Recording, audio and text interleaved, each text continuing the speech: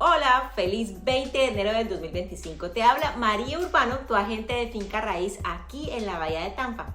Y ya estamos de vuelta en nuestras noticias de real estate. Empecemos con las noticias de la Reserva Federal de Estados Unidos. Pues bueno, esta se está retirando de un grupo global de bancos centrales llamado NGFS por sus siglas en inglés, que se centra en la gestión de los riesgos climáticos en el sistema financiero. Según Powell, la política climática es tarea del Congreso y no de la Reserva Federal. Los grandes bancos y otras organizaciones como el Banco de Montreal también están dando un paso atrás en iniciativas climáticas similares. Esta decisión podría frenar los esfuerzos globales para abordar los riesgos climáticos en las finanzas.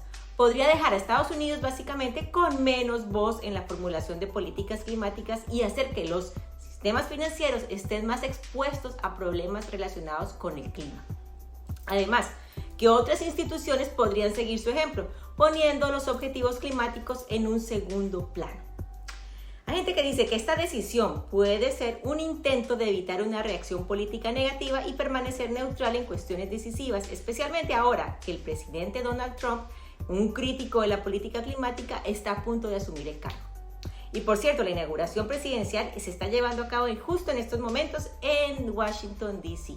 La ceremonia también incluirá la juramentación del vicepresidente electo y se va a realizar en interiores debido a las fuertes temporadas de nieve. Por otro lado, en Wall Street indica que las viviendas estadounidenses pueden estar sobreevaluadas. Seguro que sí. Las principales empresas de alquiler de viviendas unifamiliares como Invitation Homes y American Homes for Rent tuvieron importantes descuentos de un 35 o un 20% respectivamente. Esta tendencia sugiere que los inversionistas creen que los precios actuales de las viviendas son insostenibles y pueden estar a punto de sufrir una corrección.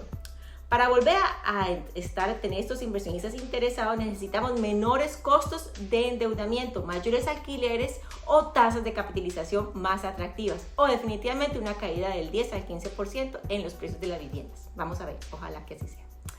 La industria de la construcción se está volviendo más ecológica a medida que los innovadores encuentran mejores formas de construir y al mismo tiempo proteger al medio ambiente. En Turquía, por ejemplo, se creó un nuevo material llamado Renco, el cual se convirtió en un elemento innovador para los edificios resistentes a los terremotos. Este está fabricado con materiales reciclados y más liviano que el hormigón, más sostenible y lo suficientemente fuerte como para soportar también huracanes. Más de 20 edificios en Turquía e incluso algunos en Estados Unidos ahora usan Renco, y es que ahora abrirá una nueva fábrica en la Florida, la cual aumentará su producción. De manera similar, el Reino Unido, los arquitectos están recurriendo a la madera laminada para reducir las emisiones y crear espacios más saludables y ecológicos. Aunque la madera aún no se ha adoptado ampliamente, está ganando atención como una alternativa natural al hormigón y al acero. En general, existe una presión creciente para reducir la enorme huella de carbono de la construcción. Los expertos creen que la construcción sostenible pronto se convertirá en la norma, creando edificios que sean mejores para las personas y también para el planeta. En noticias de Tampa tenemos al Museo de Ciencia e Industria, el Museo MOSI. Está recibiendo una importante renovación que incluye un renovado planetario Sanders que se inaugurará a principios del 2025. El nuevo planetario contará con una tecnología de proyección de vanguardia, una cúpula de 82 pies de diámetro y una capacidad para más de 300 personas en comparación con lo que era antes de 46 nada más. Bueno, una vez terminado, será el segundo planetario más grande de los Estados Unidos, solo detrás del planetario Jennifer Chelsea de Nueva Jersey. Los inversionistas esperan que estas mejoras impulsen el aprendizaje STEM para los estudiantes del área de Tampa Bay. Fabuloso, ¿verdad? Y bueno, en nuestro dato curioso de hoy tenemos a McDonald's, la cual es una empresa inmobiliaria más grande del mundo, aunque la mayoría de la gente piensa que McDonald's como una cadena de comida rápida o una gran parte de su modelo de negocios se fija en poseer propiedades en ubicaciones privilegiadas. Los franquiciados podrán pagar alquiler a McDonald's por el terreno y convierten al sector en una gran fuente de ingresos. De ahí la estabilidad con el paso del tiempo.